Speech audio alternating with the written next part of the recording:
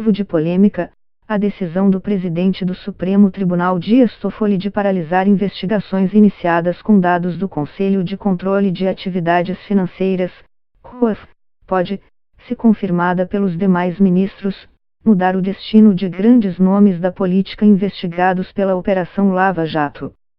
Alguns dos inquéritos envolvendo políticos como o ex-governador do Rio de Janeiro Sérgio Cabral, deputados da Assembleia Legislativa do Rio de Janeiro, o ex-deputado federal André Vargas, e o ex-presidente da Câmara Eduardo Cunha, PMDB-RJ, entre outros, contaram com relatórios de inteligência financeira elaborados pelo COAF como meios de prova. A decisão de Toffoli atendeu a pedido do senador Flávio Bolsonaro, PSL-RJ, filho do presidente Jair Bolsonaro, que passou a ser investigado pelo Ministério Público do Rio de Janeiro quando o COAF detectou transações bancárias suspeitas de seus assessores. O senador argumenta que seria inconstitucional o compartilhamento de dados desse órgão de controle com o Ministério Público, sem prévia autorização judicial. E, se o argumento de Flávio Bolsonaro for acolhido pelos demais ministros do Supremo em novembro, quando está previsto o julgamento do mérito do caso, inquéritos, ações penais em curso e até decisões judiciais poderão ser considerados nulos, diz o professor da Universidade de São Paulo, USP, Alamiro Velodo Salvador Neto. Se prevalecer o entendimento de Toffoli, essas ações serão encerradas. Todas as provas derivadas e procedimentos instaurados serão nulos.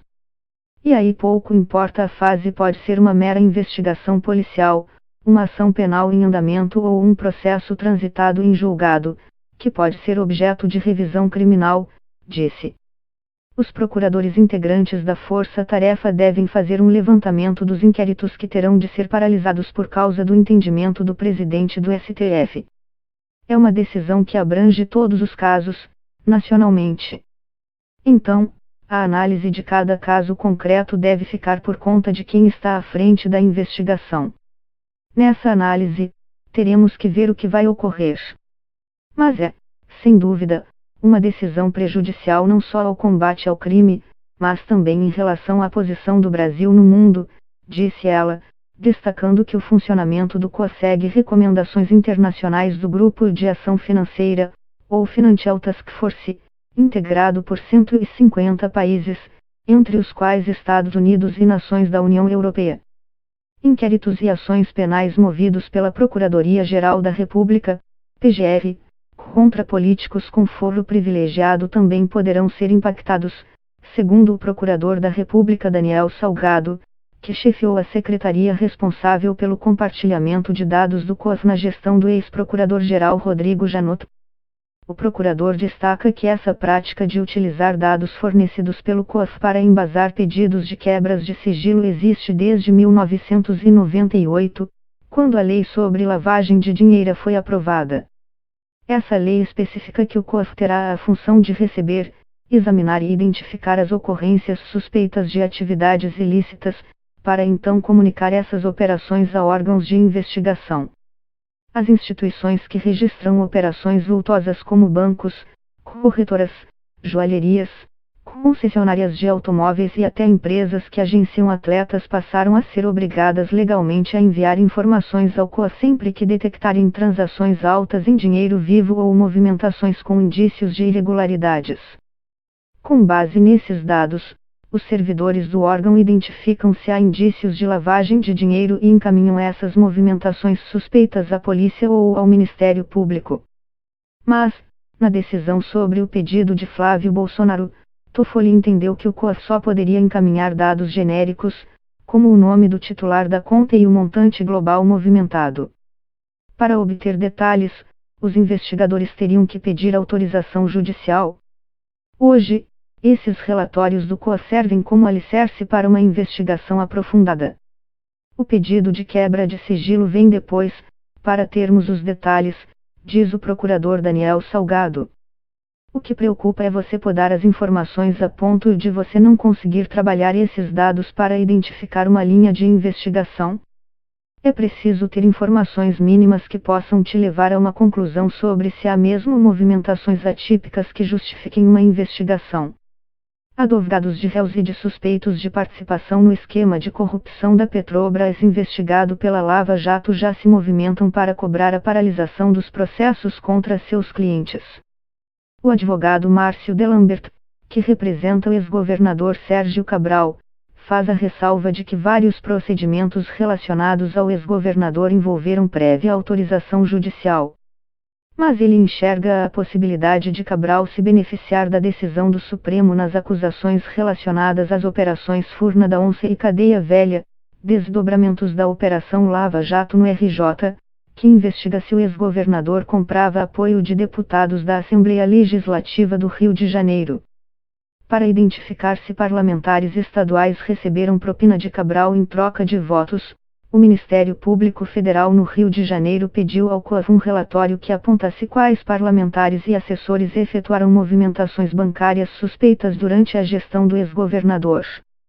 Perguntado se, como advogado criminalista, ele acredita que a decisão de Toffoli também irá beneficiar os deputados da Alerj investigados nessa operação, ele disse que sim. Mantendo a lógica da decisão, ela tem potencial para impactar a Operação Furna da Onça, sim. E a maior parte das investigações da Lava Jato tem relatórios de informação financeira do COAF, afirmou. O COAF apontou operações financeiras incompatíveis com o salário de Fabrício Queiroz, ex-assessor do gabinete de Flávio. Segundo o relatório de inteligência, funcionários do gabinete do hoje senador repassavam dinheiro a Queiroz na maior parte das vezes em datas próximas ao dia de pagamento na Alerj. Como não havia indícios de que o caso estava ligado à Lava Jato, o relatório foi encaminhado ao Ministério Público do Rio de Janeiro em 3 de janeiro de 2018. A principal suspeita dos procuradores é que o ex-assessor embolsou o dinheiro para si mesmo ou que repassava a quantia para Flávio, o que é ilegal. Os advogados de Eduardo Cunha e de André Vargas também afirmaram que estão analisando a possibilidade de entrar com pedidos para suspender ou anular investigações e decisões contra seus clientes, com base na decisão de Toffoli.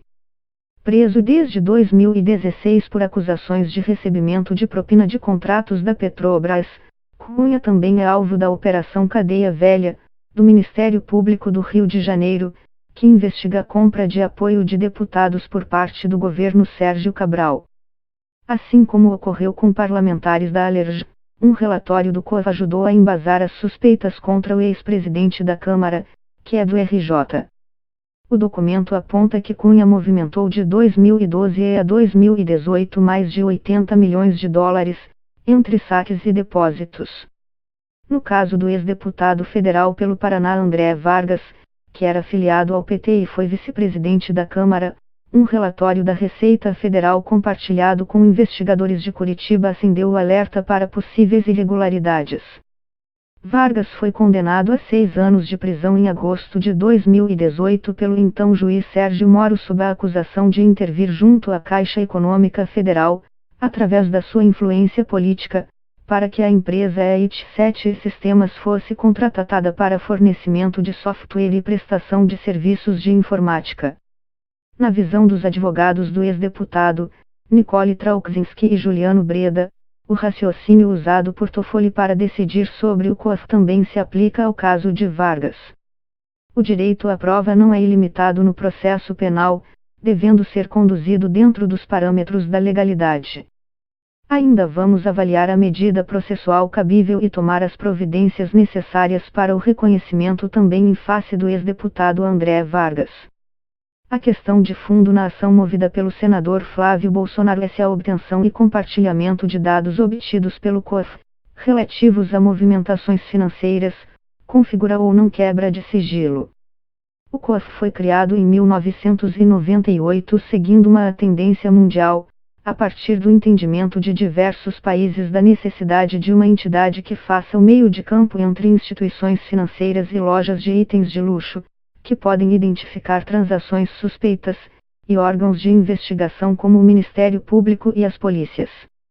Na decisão, Toffoli diz que o COAF só poderia repassar ao Ministério Público e à polícia dados genéricos sobre transações suspeitas, como o nome do titular da operação e o montante global mensal movimentado. Mas, desde que foi criado por lei e teve as funções definidas, O COAF repassa relatórios especificando as movimentações. Para obter dados bancários mais detalhados sobre a origem e o destino do dinheiro, o Ministério Público, então, pede quebras de sigilos à Justiça. O COAF foi criado para comunicar as operações suspeitas. Não tem como falar em montante global. A lei manda informar operações suspeitas e essa legislação está em vigor, não foi declarada inconstitucional, argumenta a chefe da Força-Tarefa da Lava Jato em SP, Ana Mara Osório. Já o professor de Direito Penal da Universidade de São Paulo Alamiro Velodo Salvador Neto diz concordar com o entendimento de Toffoli de que o compartilhamento de movimentações financeiras individualizadas, sem autorização judicial, é uma violação de garantias de sigilo previstas na Constituição.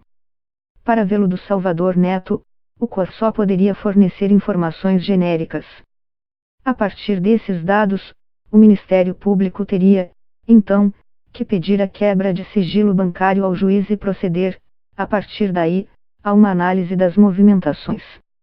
Perguntado se esse procedimento não retardaria as investigações a ponto de, eventualmente, inviabilizar o bloqueio de recursos usados para lavagem de dinheiro, o professor disse: não acho que o comprometimento é grande o suficiente para justificar a quebra de sigilos do cidadão. A Constituição dá garantias em face do poder do Estado. Será que, em nome da celeridade, vale romper com o sistema jurídico?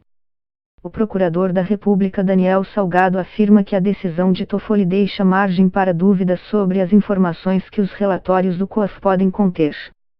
Por isso, segundo ele, a tendência é que os investigadores de todo o Brasil paralisem, até uma decisão final do Supremo, grande parte dos inquéritos em andamento sobre crimes de lavagem de dinheiro. No despacho, Toffoli diz que devem ser paralisados os inquéritos em andamento que receberam, sem autorização judicial, dados que vão além da identificação dos titulares das operações bancárias e dos montantes globais. Precisa ter um esclarecimento por parte do ministro para que ele informe o que realmente é para ser paralisado. O que deve ser entendido como montantes globais. Quando ele fala em identificação dos titulares, há possibilidade de identificar a pessoa que depositou até da pessoa suspeita. Ela não deixa de ser uma titular de operação bancária, questionou o procurador Daniel Salgado.